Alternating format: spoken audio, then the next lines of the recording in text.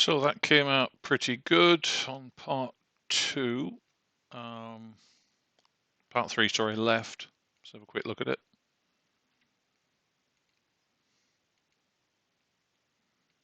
Getting good clear print and no warping at this leading edge where the mouse is pointing to. So that came out pretty good. Next up then is to do the right, that's starboard wing. Part 2.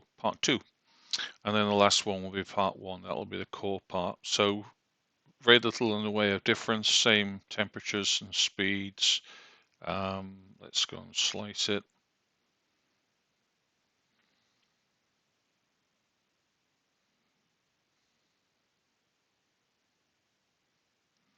See how that comes out. Preview it. 83 pence of material for this one, 49 grams. So starting to get a bit heavier as you get towards the wing root or the central part where the fuselage is. So all the way down to the bottom, have a quick look. Yeah, it's fine. And off it goes to the printer. That's the last print for today then. 5 hours worth pretty much of print time to do. Whilst we're on, we may as well prep. In fact, let's go and have a look at part 1. We won't do part 1 until we finish the part 2 left. But just to show you a little bit more of the complexity of this part, I'll try and do that again. So part 1 left.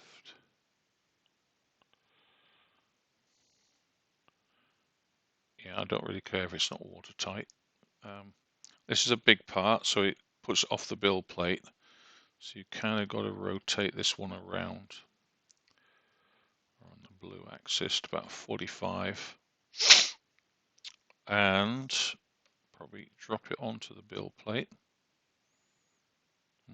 Okay, rotate that back around again.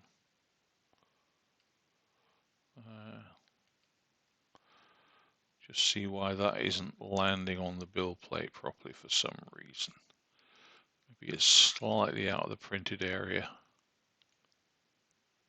Yeah, there you go. So it was slightly out of the printed area. So that's right in the middle. It's about the limit on the width.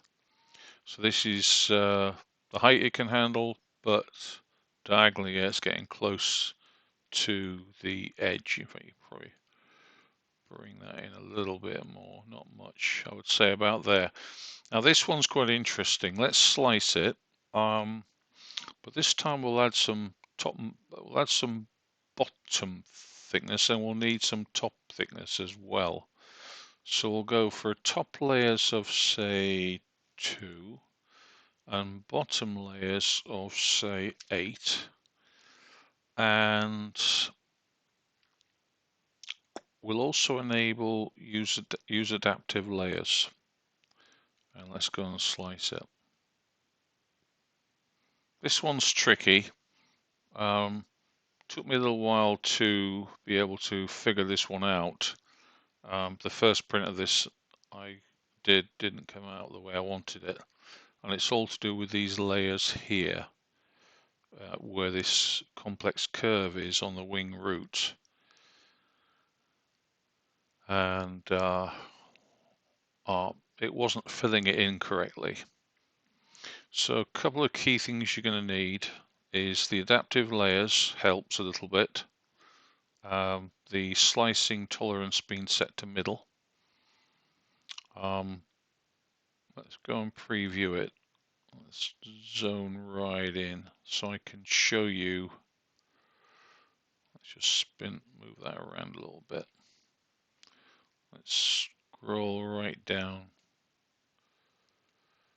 to about the shell on this one.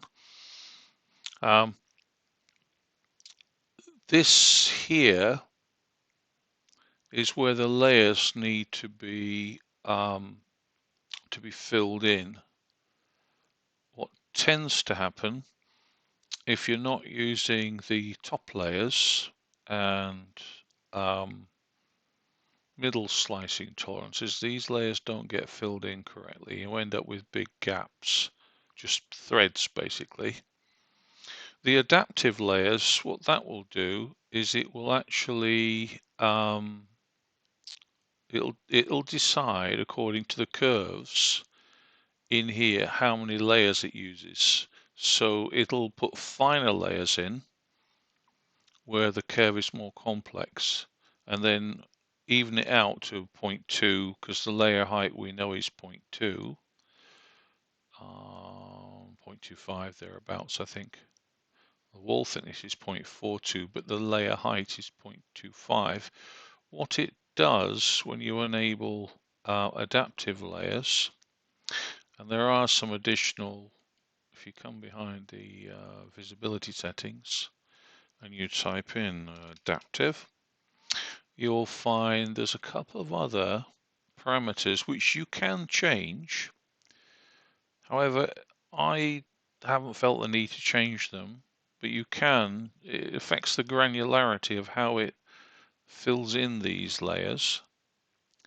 But there are these layers, adaptive layers, and the maximum sort of variation for allowing different height, layer height, from the base layer height, which we know is 0.25, I think it was, wasn't it? 0.25 is 0.05 millimeter. Adaptive layer variation step size, the difference in height of the next layer height compared to the previous one. And the adaptive layer topography size, the distance between the two adjacent layers. Reducing this setting causes thinner layers to be used to bring the edges of the layers closer together. Okay, so ultimately what that's doing is it's smoothing out the curve using these parameters to ease the layer up in micro fine. It might get down to 0.1 in terms of layer height according to the curvature. But what it'll end up doing is create a very smooth and very strong structure, especially where this wing root section is required. Now, if I go all the way to the very bottom, you can also see this truss work under here. And the 8 layers is making sure all this truss work is filled in.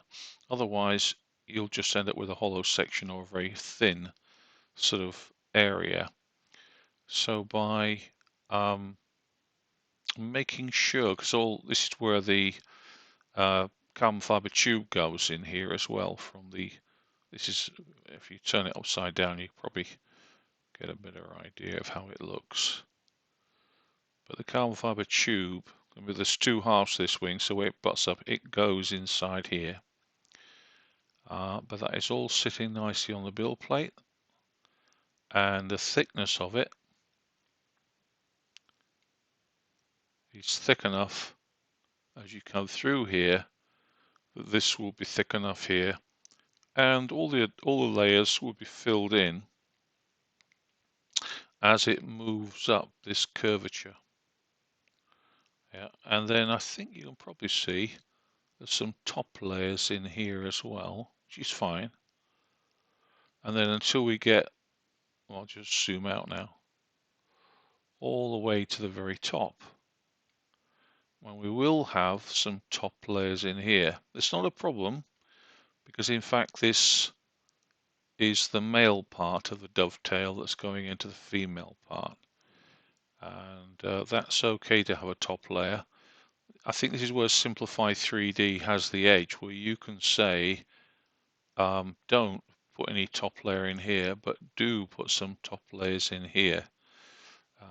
And I think maybe the Prusa slicer might have that facility now as well. It's not in Cura though. I don't know of a way to say, right, I want top layer infill here, but I don't want top layer infill in here. But I'm not too worried about that because it gives it additional strength anyway. It's only a couple of layers, so it's not a huge amount of material loss. But that's how you get that part 1 printed, because it's tricky to print that out without spending a bit of time going through these settings. All right, so I'll catch you later, guys, and we'll see how that final print comes out. I'll be doing these main ones, last ones for the wing tomorrow. Catch you later.